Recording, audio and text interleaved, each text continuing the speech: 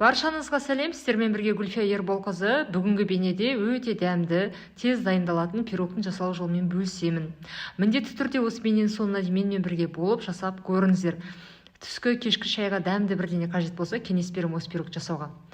Алдымен 3 жұмыртқаны ыдысқа жарамыз. Барлық қажетті заттарды осы бейненің төменгі жағына жазып қоям. Сол жерге қарап дайындасаңыздар болады. Қант саламыз жұмыртқаның үстіне. Қажетті мөлшерде содан кейін жақсылап араластырамыз.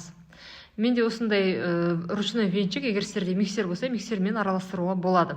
Қант ергенше жақсылап араластырасыздар. Содан кейін сүт құямыз, жылы сүт, сұйық май құясыздар, тағы да араластырып, және ұнды шетінен електен өткізіп қосасыздар.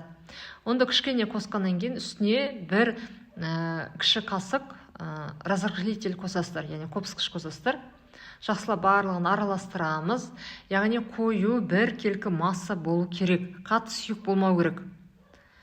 Содан кейін жаңағы өздеріңіздің формаларыңызды майлап, немесе пергамент төсеп, менде осындай форма құясыздар. Мен формам кішкене үлкендеу болып қалды. Егер кішірек форма болса, тіпті жақсы.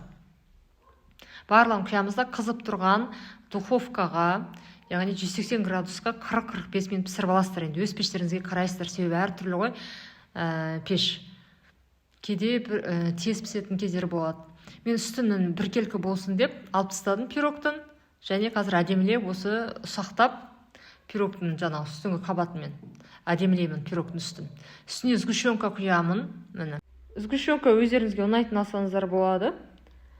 Міне барлығын осылай құйып шығамын. Содан кейін қасықпен жақсылап үстіне жағып шығамын. Міне менде силиконовый лопатка осындай. Содан кейін үстіне жаңағы үстіңгі қабатын алып тастап едім ғой пирогтың. Сол қамырды сақтап, осылай үстіне салып шығамын. Енді пирог кішкене бір жағы қатты көтерілгендіктен шетін алып тастадым, жоғарғы қабатын. Біркелкі болсын деп. Мен осындай әдемі пирог болды. Егер дайындасаңыздар, комментарийда жазыңыздар. Осы YouTube парақшама тіркеліп алыңыздар. Сіздермен болған Гүлфия Ерболқызы, баршаңызға ас болсын. Мен қазір кескендегі қалай болып шыққанын сіздерге көрсетемін.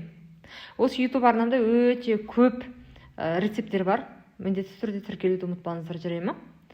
Мен осындай бір келкі өте жұмсақ және дәмді пирог болып шығады.